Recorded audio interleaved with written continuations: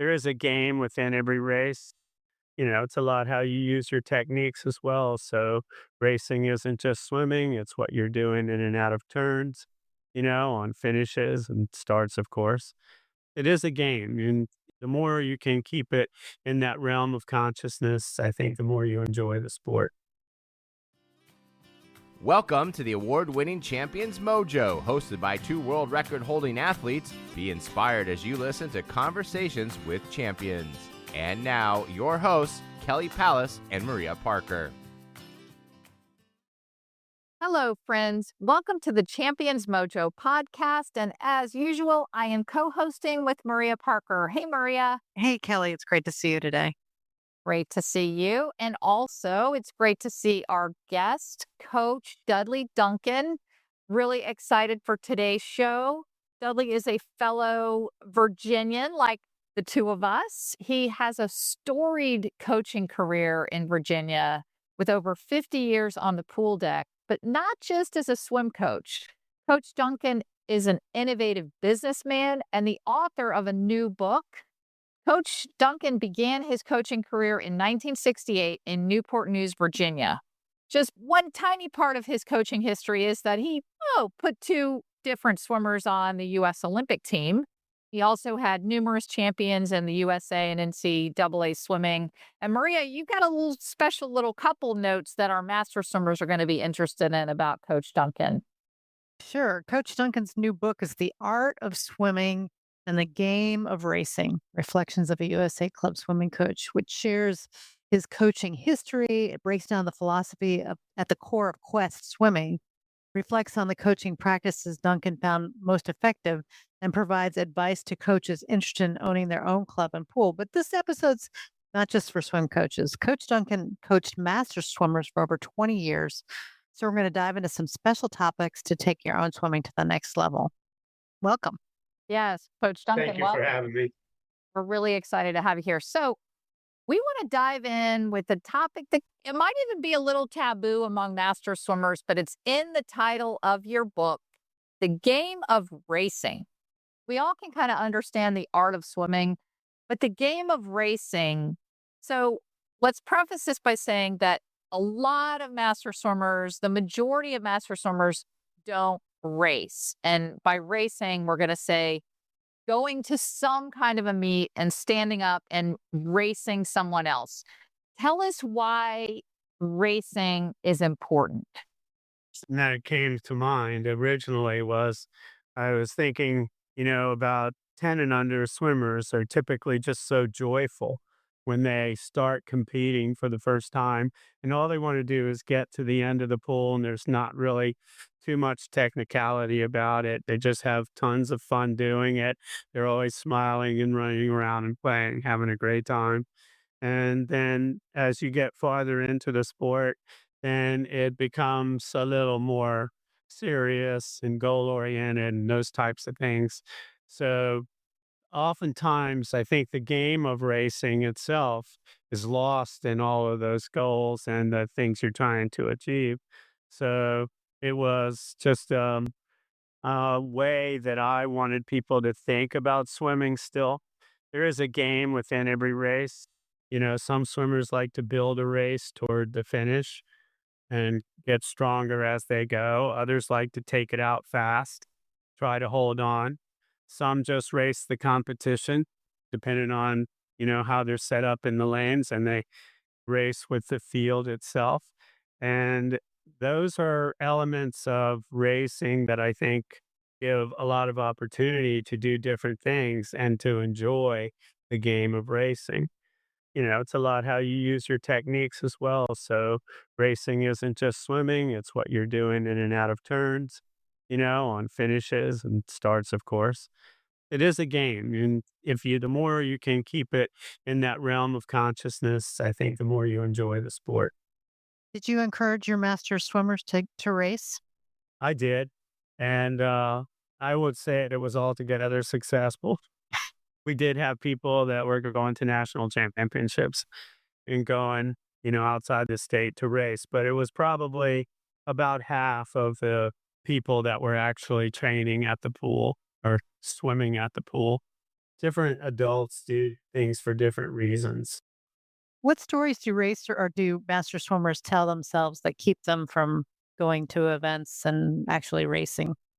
I think the main thing that I heard from master swimmers was that they were tired or they had some experience that wasn't good for them when they were younger, as kids growing up, and they didn't want to get back into that sort of pressure environment, of putting a judgment on their performance in any way. So they like to stay calm and just enjoy the act of swimming rather than the racing itself. And, I had others though that were highly enthused to race. So just depended more on the individual. I love the concept of making it a game because, they say as adults we need to play more. And I really love, fellow swim coach to swim coach here that you do have a game plan. I mean, the word game is in game plan, and that if you don't have a game plan when that gun goes off, you are completely lost. You're at the whim of, maybe the guy next to you swimming or whoever you're racing, or you may go all out and die, which is definitely not fun. And I think that's a key in successful master swimmers that I know and that I've both worked with, and the success that I've had in my own career is that you do have to have this, like somebody take a 200 free, which is so, it's such a great distance because it's not a sprint and it's not really a distance event. But believe it or not, I have a plan where I swim the 200 free, where I do a 6 feet kick on the first 25, then I drag my legs on a 50. Then on the next 100, I do a different type of kick. And then on the last 50, I build it to an all out 6 feet kick. I'm always thinking about that game plan when I swim a 200 free. And if I didn't, I would just be completely lost and it wouldn't be any fun. And it's almost like if I can challenge myself to do that, it's a game. And I don't really care where I end up if I go to my game plan. Can you tell us a story of any of the many, many swimmers that you have coached that have kind of stuck to a game plan that might have looked different, but that ended up either successful or not, just a good story around people using a game plan for a race? Well, you may remember Jeff Hutch. He swam at Briarwood. He was a pretty good swimmer, went to University of Arizona and still swims. Also was involved with the Navy SEALs and teaching them adapted side stroke that enabled them to gain more speed, but with efficiency so they didn't tire. But he loved to race. That was just what gave him joy. And he would typically, is very good, by the way, but he would typically put himself somewhere between the knees and hips of the leader. And he would kind of just watch them and move along at their speed until he felt like it was his turn to move ahead and then to try to gain the win in the race that way. I remember when he was probably a junior or senior in high school, he was swimming for our team, and there was a boy that he had swum with on another team too, who typically took races out fast. And so there was a little disagreement over whether Jeff should continue to do what he normally did and found joy with, or whether he should get ahead of this boy and stay ahead of him all the time. What ended up happening in that particular meet is that he went ahead and tried to stay ahead, and he failed in the race plan because it wasn't to his comfort. It wasn't the way he liked to race. So I think it was the last time that he did that. I love this discussion of game and game plan. And I just finished a bicycle race. And I think one of the advantages of racing is putting yourself in a different place with different people. And I think for most master swimmer, if I don't do well, it's not going to bring me down. I mean, not too much, maybe for 10 minutes, but mostly it's such a great experience to just be in a different venue and against different competitors and, in a different pool, I suppose, and with the bike in a different, and it's exciting, and you finish that and you've seen a different side of yourself. But yeah, it's a game. It's fun. That's the whole point. It's supposed to be fun. It's not It's interesting to think of even adult master swimmers being plagued by the pressure that maybe they put on themselves or parents or coaches put on them as a child. We're adults. We don't care. Nobody cares. Not getting any money for it. I think that's always been if I could talk somebody into that was apprehensive and talk them into going to a master's meet, then a lot of that would fade away. Yeah.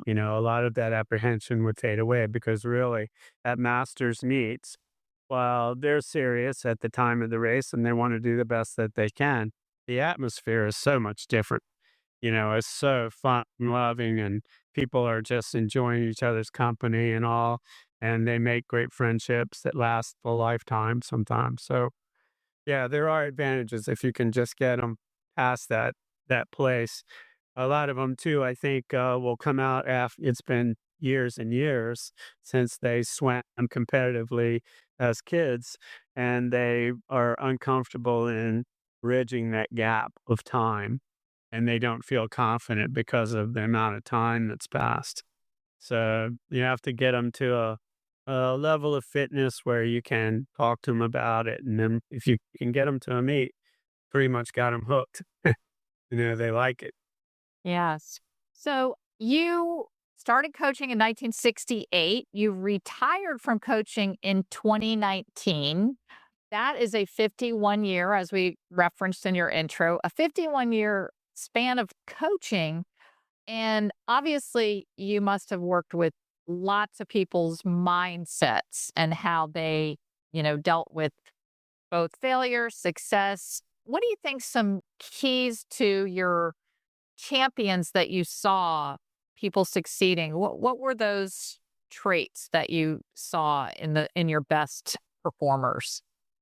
The prime instance that reoccurred so often, and every swimmer has a tendency to lean this way or not, is if you put the goal ahead of the process, then you typically will see anxiety or some nervousness or sometimes even fear develop because they're not only elevated to try to accomplish the result that they wanted to accomplish, but they also kind of fear it at the same time. Whereas if you can get them to focus on the process itself, just do a good start, swim the race the way that we've practiced it all year in anticipation of this, and finish well, then it kind of goes away and it takes away some of that nervousness and anxiety and that. So the problem with thinking about the goal first is that there's typically a judgment put on that. So if they achieve it, they're usually very happy and they have some type of judgment associated with the happiness. But also, if they don't achieve it, then they'll ask themselves questions like, is this worth it? Or should I be doing this? Or should I do something else? They'll put that judgment on it, or they'll wonder what everybody else is thinking about them. It's like they feel like everybody's watching their performance. So, yeah, I think it's an important thing for a coach to try to channel that energy toward things that they're accustomed to and a belief in themselves to do those things. And the result will come as a result of that rather than to try to put the result ahead of the process. A lot of times they'll get so nervous thinking about trying to achieve the objective that they'll almost forget how to swim or forget a race plan that they've practiced all year long. Yeah, I remember my first running race Kelly got me into, and I was so nervous I couldn't feel my arms or my legs. But I love this again, this concept of, separating out the process from the goal, and one way to think of that, I think, is you're the hero in your own adventure story, and every race or every event that you do is kind of a new little adventure. Sometimes the bad guys are gonna, be bigger than you expected. And sometimes, you're gonna come out on top. And I love that, just taking the judgment out. This is your own story. Every event you do is your own story. It's your own adventure. And, at the end of it, you're gonna learn and, take your next adventure from what you learned. Do you have a story? This is a story about Rada Owen, who was on the 2000 Olympic team in Australia. And she got second in the 200 free to make the team. And I wasn't there. She was swimming for Auburn at the time, but I had coached her all the way from 8 years old to 18. So she called me after the race was over and I asked her how she was feeling. And she goes, "Gosh, it's the weirdest thing." She goes, "I really had that race in my mind. I had visualized it and thought about it every single day. I knew exactly what I wanted to do in prelims and semifinals and finals, and it happened just like I wanted it to. And if I made the team, that was great. If I swam the way I wanted to, but if I didn't, that would be okay too. But I made it, so I was really happy, of course." But she said, "I was really happier for some of my teammates that made it than I was for myself." So then she gets to the process of going from Olympic trials to the Olympics. And she didn't swim well at the Olympics. She went not a good swim at all, really. So she called me again from Australia. And she said, "Well, you know what I was telling you about Olympic trials, and I knew what I was gonna do and everything." She goes, "When I got to Australia, I never thought about that race, not even 1 minute from the time that I made the team all the way until it was time for me to swim semifinals, actually." She said, "Prelims were easy, no problem, but semifinals, they announced us out, or taking off our uniforms or announcing us, and I realized while I was taking off my uniform that I had not thought about that race even for a minute." And she said, "I felt this enormous fatigue come over me like a wave." And she said, "I was more tired when I stepped onto the block at the Olympics than I was during all of Olympic trials and everything I had to do there." She said, and I swam like that too, 75 meters, and she died. She says, "I just didn't think about it." So, yeah, that's how it goes, really. The lesson there is to think about it, to prepare in advance, to rehearse mentally. Yeah. Well, ideally, you're setting your goal. You set up an action plan where you're going to practice every day the way you want to swim to do that goal. And then it comes, from your mind and from your subconscious when you're there at the race, which is what happened for Rada at Olympic trials. But it didn't happen at the Olympics because she didn't go through that. Well, I would think a lot of our Olympic teams, when they go over there from whatever country, you've got to be so focused on getting gold or getting silver, getting on the podium that you may not think of the process. So, other than Rada, you also coached Whitney Hedgepeth to the Olympics. What were some things that you felt that Rada and Whitney exhibited that made them special? Actually, very different. Whitney she was born to race. I mean, she had race all inside of her from the very first time that I saw her at 8 years old. There's a YMCA meet, the first one that I had been to with her, and she gave the heat a head start because she thought she could win, and then which she did win, and I told her when she come back, I said, "Whitney, you gave him a head start. Why'd you start so slow?" She said, "I thought I could win, so I just thought I would give him a chance." I go, "Whitney, that's not a good thing to do, you know?" That's hilarious. Yeah, that trait is called cocky, which is Yeah, pretty works Yeah. pretty well. Yeah, exactly. How about Rada? And Rada was a super technician. Some people said that she was one of the most efficient freestylers that they'd ever seen. And her mental game was exactly as I described it. She was very good, loved to go through visualization sessions and use what she had visualized in the pool. She had a picture in her mind all the time. So that was different from Whitney. She could hardly ever pay attention to a whole visualization session, but she would really go for it in the race. I did have an experience with Whitney that I thought was significant. Yeah, I thought it proved to be significant. So we were training hard in the max VO2 phase of the training, and she was tired, as were many others, and I was trying to encourage her, although she didn't take it that way. And she looked at me through her goggles. I could see the hatred in her eyes, and she said, "I'd better make this Olympic team." And we were toward the end of practice, so I called it there. I said, let's call it a day. And Whitney, you stay for a minute. The rest of y'all go out. So I sat with her and I told her, you cannot think like that at Olympic trials. You'll put too much pressure on yourself. You won't be able to make it. Well, at Olympic trials, she was swimming 5 events, Monday through Friday. 100 free on the first day. We were hoping she could make a relay.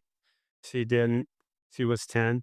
She didn't really care that much about that. It was kind of an event she didn't do normally, but she had had a good race in it during the summer.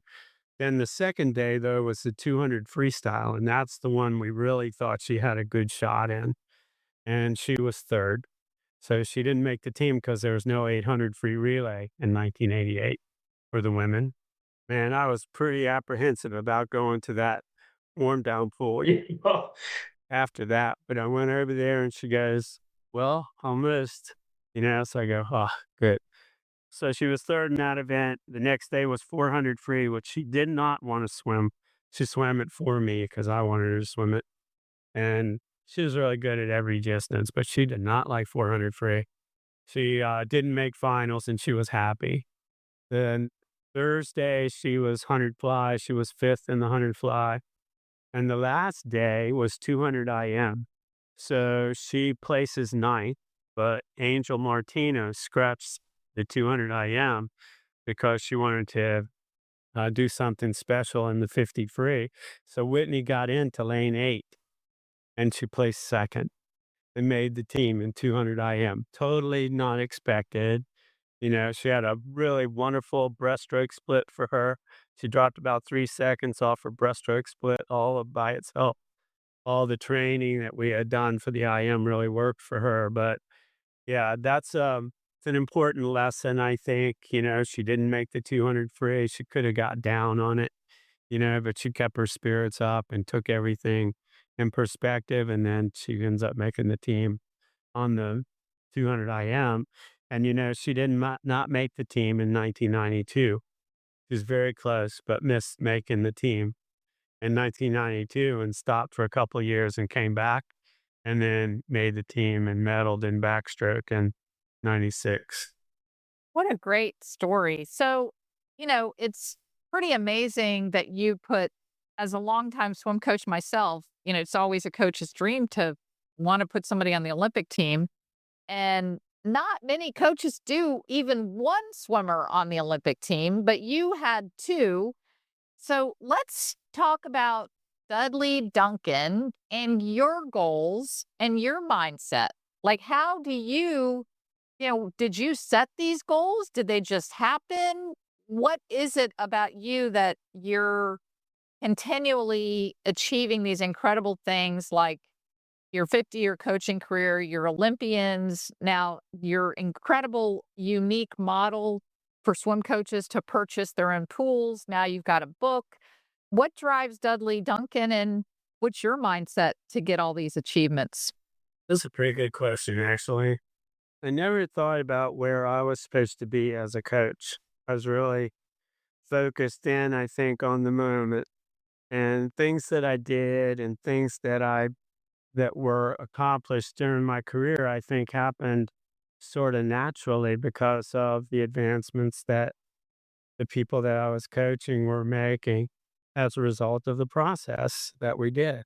Like I didn't ever apply to be a national team coach or anything. I thought I was better suited. I actually got this from John Flanagan.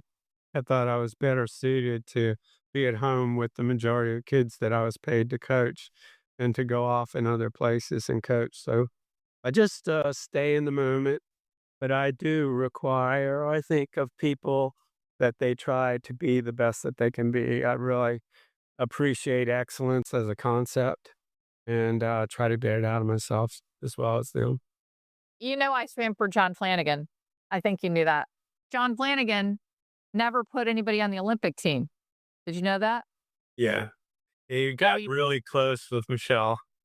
Michelle, I think Michelle had 7/3. But that's my case in point that I think John Flanagan is one of the finest swim coaches ever and certainly one of the finest humans. But he would to put one person on the Olympic team would have been great for John. So for you to do it, to do it twice is incredible. And really, Dudley, writing a book after your whole career is something that's quite an achievement. And a book does not happen in the moment. So tell us about that. Yeah, that's right. I guess the first inclination I had to do it was that I really had people telling me I should over the years. And I never really thought about it seriously because I was usually working too hard. But when I retired, I don't know, it was in the back of my mind some. So I started putting some bullet points in place, on the computer and just thoughts. And then I started to elaborate on those thoughts a little bit and expand on them. And next thing I knew, there it looked like chapters were developing. I go, okay, then I'm going to try to do this. And so I did. I kind of started to put an order together for the chapters and how I wanted to present the book. And it was a lot of my experience, from a young coach to a mature coach. So that's a kind of a natural progression. But then I also wanted people to understand the elements of club coaching that differ from, say, college coaching or YMCA coaching or coaching that's primarily seasonal. Because as a club coach, you're taking a child, when they're 7 or 8 years old, and you're coaching them for a decade of time at least. And it's year round, and the meets are typically a minimum of 2.5 days and 18 swims, or so. Yeah, it's a whole different paradigm for coaching that I think needed attention because it's not really out there. People talk about coaching, but they don't really talk about club coaching. It's not like very much in for example, at coaching clinics. You're not hearing it that way. The other thing I wanted to do was to share my feelings on that, my thoughts. And then the last thing was the business, because every coach that you all know on this has made this statement. If I had my own pool, I think I could do this a bit better because you're always answering to board members. And not that they're bad. I mean, that's a good thing to do. Board members are great. But, you always have in the back of your mind, if I had the ownership, I could do this. So I resigned from Poseidon in 2000, and it was an unhappy resignation, really. I bought this pool in 2003. I go, here we go. Yeah, so I wanted to share with younger coaches how I did that because most of the time you think, I can't do that because it's too expensive. I'm not a business person or whatever. But for me, I bought that pool by assuming a mortgage of $225,000. It was a homeowners association, wasn't a good pool. It was a really bad pool actually, but it didn't cost me much. I didn't have to put any money down. I just had to make the monthly payment. I refinanced it a few times to try to, create some cash. But then in 2017, I had it appraised, and it was appraised at that time under that zoning for $468,000. And I wanted to build a teaching pool, which was going to cost $1.7 million on the property. So, I looked into rezoning and decided I could rezone it. Maybe it would be worth more. So I rezoned it, and it was appraised at 2.62 million Oh, after the wow. rezoning. So I was able to build the pool, the teaching pool, and now it's pressing on a, $3 million revenue. So I think it's a kind of a story that makes it seem like it could be reasonable.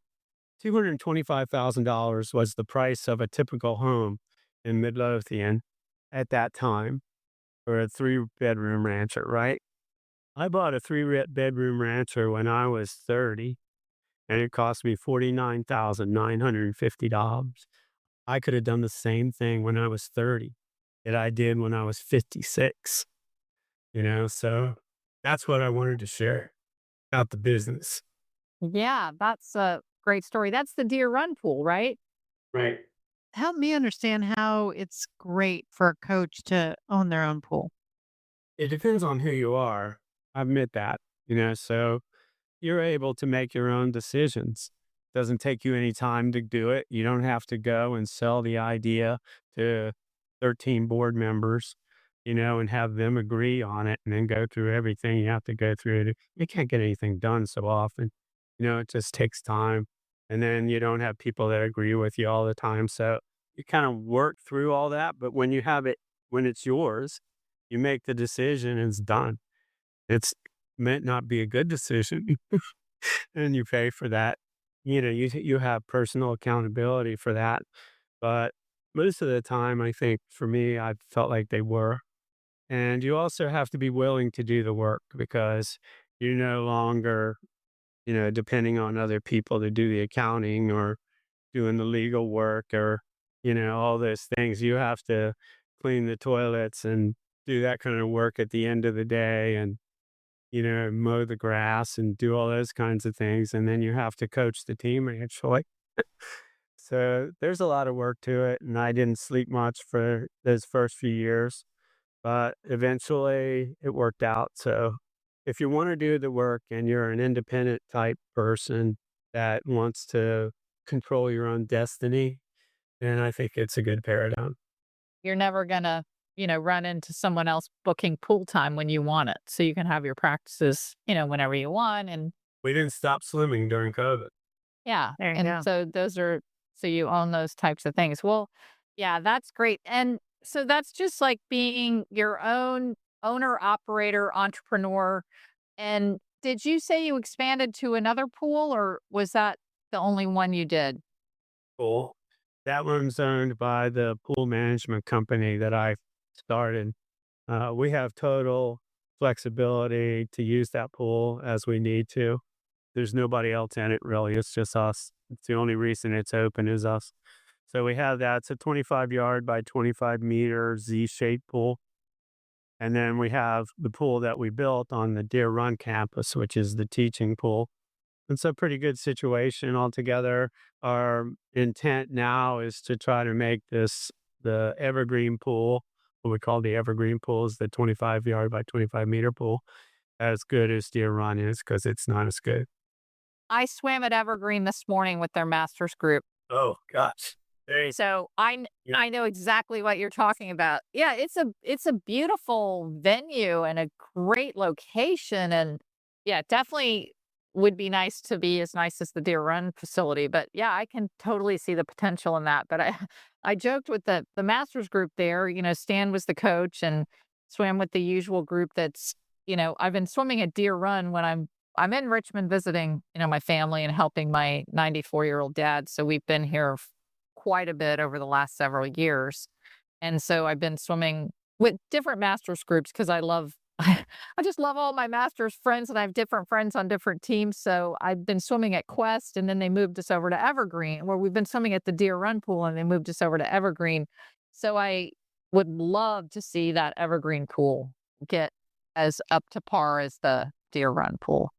Well, I've told Chad and John that well, I actually still own the business, by the way.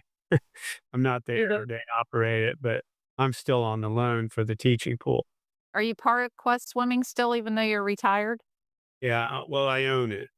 Oh, okay. So I'm the majority owner in Quest Swimming.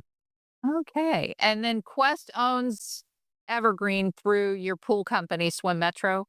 Well, Swim Metro owns it, so that's a separate company, separate owner. My son actually has ownership in Swim Metro. The majority owner is a guy named Kurt Schuster, who we started the company together. So they own that pool, but they pretty much don't pay any attention to it. So John and Chad were always wanting to get approval from Kurt and Ryan to make improvements because they don't want to make improvements and then have a loss for it, And I've told them, make the improvements for yourselves because when you make the improvements, you're going to improve people's desire to come there and your cash flow will get better from that. So it doesn't really matter if they don't want to pay attention to it, that's their decision. Just document it, tell them what you're doing and make the improvements, which they've done. They put in new bathroom facilities, the urinals and toilets, and that they put new ones in this year without having Kurt's approval, in my suggestion. I love the entrepreneurial spirit. Yeah, you're definitely the hero of your own story. Yeah, that's a great story. Yeah, I did wanna talk with you about something that I think you do incredibly well, and I think those out there listening that, hey, think, "Oh, well, I know this person that should buy a pool," that is completely breaking the mold in my mind, and that is the pools that we've been talking about, and Maria, this is probably gonna surprise you. It was 32 degrees this morning here in Richmond, Virginia, when we woke up, and we swam outdoors. So the 2 pools, I don't know if Deer Run originally was an outdoor pool when you bought it, but I know that Evergreen is just so the pools that are out there buyable might be your local summer league swim pool that just doesn't want to be maintained by the neighborhood country club or the neighborhood HOA, homeowners association.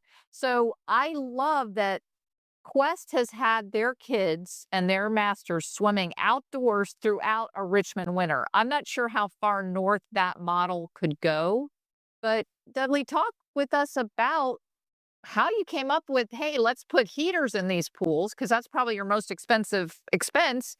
And we're going to swim outdoors all year round because I love it, love it, love it, love it as a swimmer.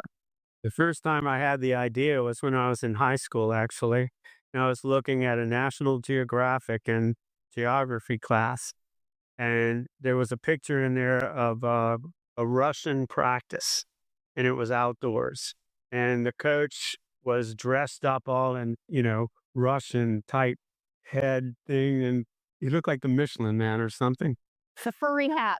You could see there was steam coming up from the water, and all you could see was barely a silhouette of an arm and some other arms as well. And I thought, golly day, that's a good thing, man. They're swimming in fresh air.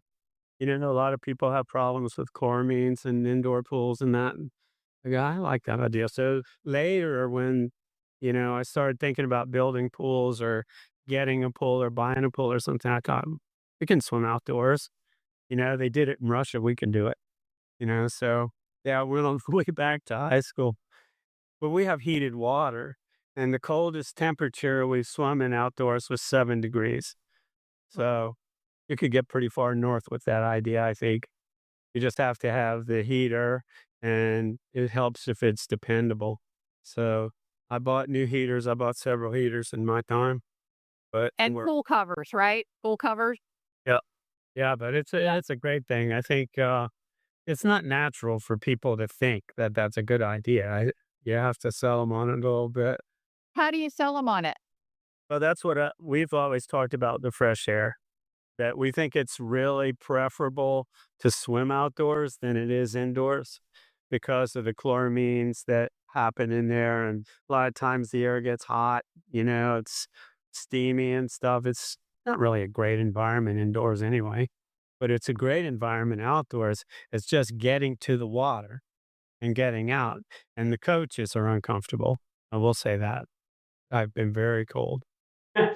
And so have John and Chad, but they're a lot bigger than I am.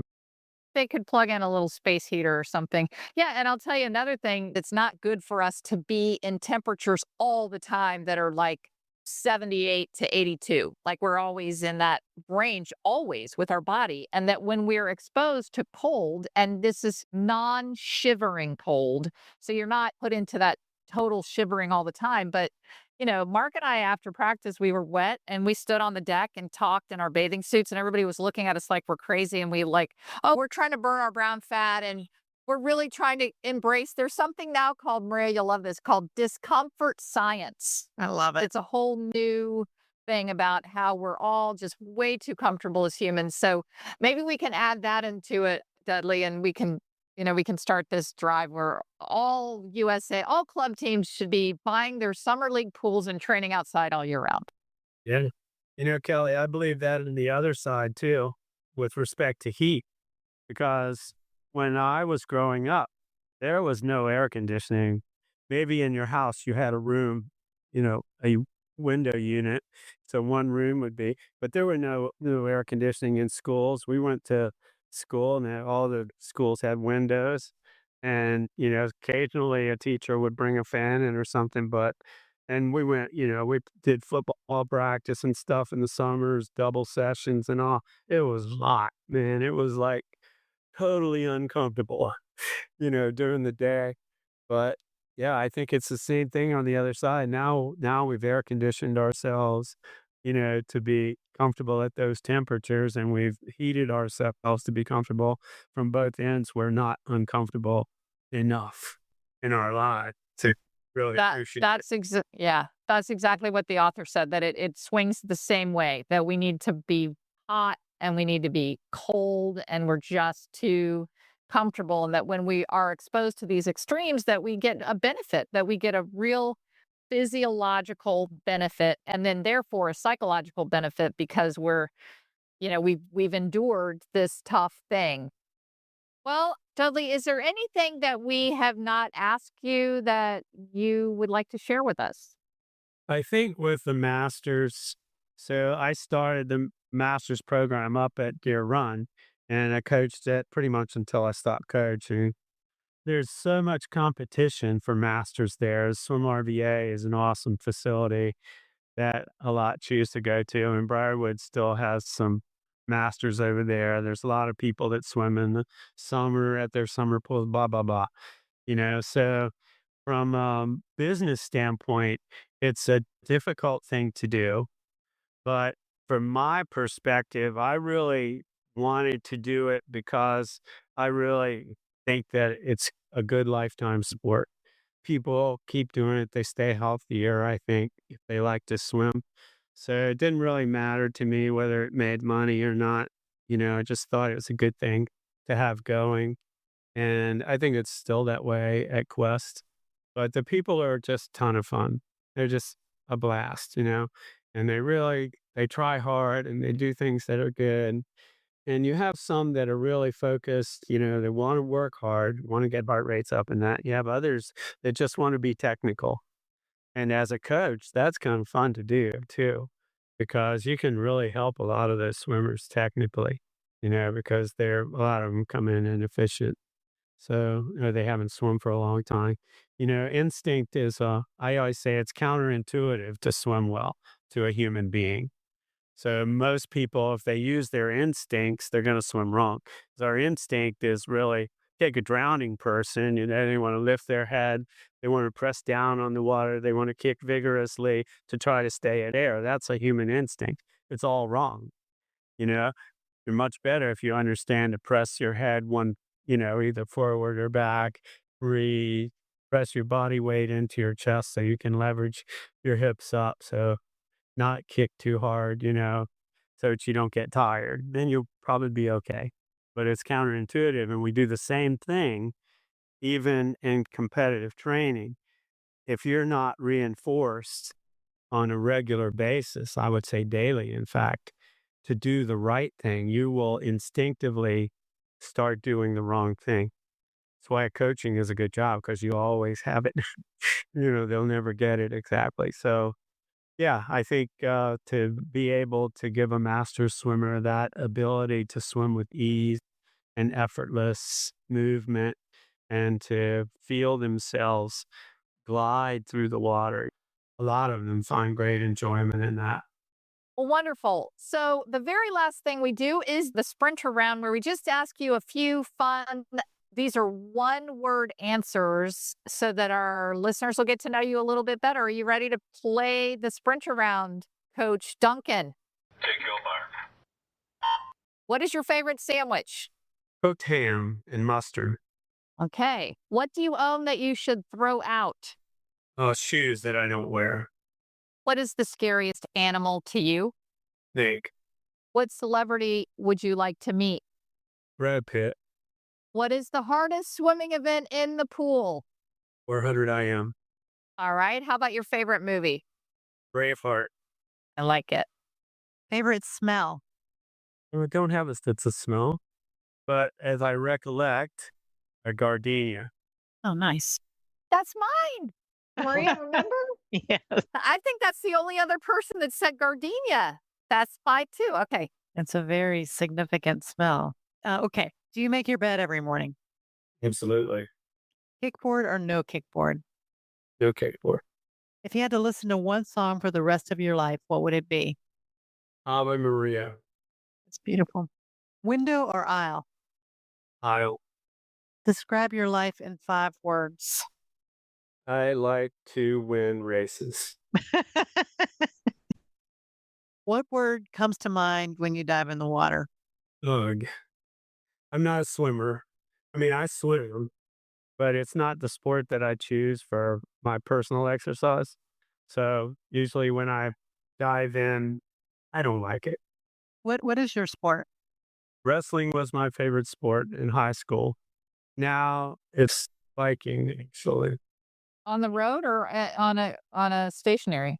1A, 1A. The A1A. Woohoo. Wow. Basically a couple hours a day. Where do you live? Vero Beach, Florida. Oh, okay. Okay. So, yeah, You're just south of us. yeah. Be careful out there. All right. Thank you so much for your time today. We really appreciate it. Oh, I do too. It's great talking to you. Great seeing you again. Great. Thanks. All right. Take care. Bye, Maria. Bye bye. Stay tuned for the takeaways. Want to succeed like a champion?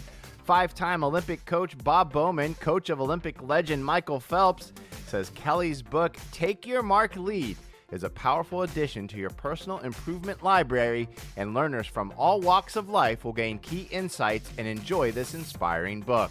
Take Your Mark Lead debuted as an Amazon #1 bestseller in 5 categories and is available online. And now, the takeaways. Okay, Maria, the takeaways. What a great interview. I know we went a little long, but it was just so interesting. I could have talked to Coach Dudley Duncan for much longer, but he's Yeah. just got so much experience, and he's such a besides being an amazing coach, he's a really great businessman. And and you and I are business women, and we run our own companies, and we wanted to even talk to him after he got off the call with us. But what was your first takeaway on Coach Duncan? I think what hit me the hardest is his description of the way we naturally swim is really not efficient because we're trying to keep ourselves from drowning. And that technique is everything, and that's what a coach does. A coach helps you with your technique, and it's counterintuitive, and you need coaching every day. You need to work on technique every day. And, of course, I knew that, but he just put it so clearly that swimming is not natural. But with proper coaching, we can create an incredibly efficient and beautiful style of swimming that will feel good and get us through the water faster. I'm a beginner swimmer. And so, well, I don't know if you call me a beginner swimmer, but I struggle. I don't have the background of swimming from when I was 6 years old. And as a 61-year-old, like, technique is hard, So it was a great reminder that if you just work on technique, you're going to get better and you're going to become more efficient. I love that. I think master swimmers, a lot of them want to just get in there and burn calories or whatever. And that's a waste. Get in there and become a better swimmer. Yeah, I like that. I think more people in master swimming should focus on technique, and that it's might be why swimming always feels better the more you do it. Yeah. So when you're really swimming a lot, you're really swimming at a high level. If you miss 2 days in a row, or sometimes even one day, you just lose that. It's called feel for the water. And so the feel for the water comes from having good technique by doing it a lot. My first takeaway was that I love that he said he requires excellence from the people that work with him. And then he kind of humbly said, "Oh, and I require excellence from myself." So I think that is such a great standard, that so many things that we do in our lives, sometimes we can just phone it in or do it, not to our best. You kind of know, oh, I'm not really doing my best, but I'm going to get it done. Versus really, I think if you, on a daily basis, if you do something excellent, that in the end, you get such a bigger reward than if it's just average, kind of get an average reward. But I love that he focused on excellence for those that he worked with, those that worked with him, and for himself. Yeah, I did too. I love that word, excellence. Yes. So what is your last takeaway? Oh, we talked a lot in this interview about process. And I mean, we started talking about how if you are more focused on process, you're going to be less emotional, less concerned about outcome and goals. And I really, really like that. I mean, I think it's easier for me as I get older. It's good to have goals. They inspire me. They get me out working out. But then in, the process of actually the event or the competition or just the process of practice or the process of building one work on another, I just love that. I think the older you get, the more you realize, yeah, everything builds on itself. He even talked about his book. You sort of challenged him, like, being in the moment doesn't write a book. But the way he described it is like, yeah, at first I started out with bullet points and then I sort of fleshed those out. And pretty soon I could see that I had, chapters. And I was like, yeah, everybody can write a book. If you got an idea, create some bullet points, flesh those out. I mean, it's the process. And then you're not so bunched up about how it's going to come out or what's going, what the end point is or whatever. You can enjoy it. And, that's what life is about. Yes, I love that. I mean, at the end of the day, everything can be about process. It's like Exactly. just you just get down to the process. I love that for sure. That was a huge part of it. Everything that that he was doing. My second takeaway, and this is what I'm going to close with, is I loved how much he thought out of the box on acquiring outdoor pools. So, Yeah. when we started talking about swim coaches, go out and buy a pool. I'm envisioning like an indoor pool with a roof you got to maintain and all that. But the part about these outdoor pools is training outdoors. So the takeaway is that we can do well in cold weather or hot weather, but we need that discomfort. And he frames it and promotes it as great air, which is fabulous as a swimmer. You're a cyclist who rides on the road, so you get great air. But, how many times have you gone into an indoor pool and it just smells like chlorine and the air is awful? And so I love that he was a big initial, an early adapter of training outside, and that he remembered it from high school. Hey, I remember seeing those Russians training outdoors. So I love Yeah. how creative, and then what a good salesman he is to say, hey, let's train outdoors. And they said they trained down to 7 degrees. So it's a little miserable for the coaches, but it's great for the swimmers because the water is like 82 degrees. So you go from the freezing cold air into the water, it feels like a spa. That's good for you. Yeah. Yeah. All right, Maria, another great one in the books. Thank you. I love you. Love you too, Kelly. See you soon. Bye. All righty. Bye-bye. Thank you for listening to the Champions Mojo podcast. Did you enjoy the show? We'd be grateful if you would leave us a 5-star review on iTunes to help others find us. And we'd also love to hear from you. We're on all social media platforms, or you can reach us at championsmojo.com.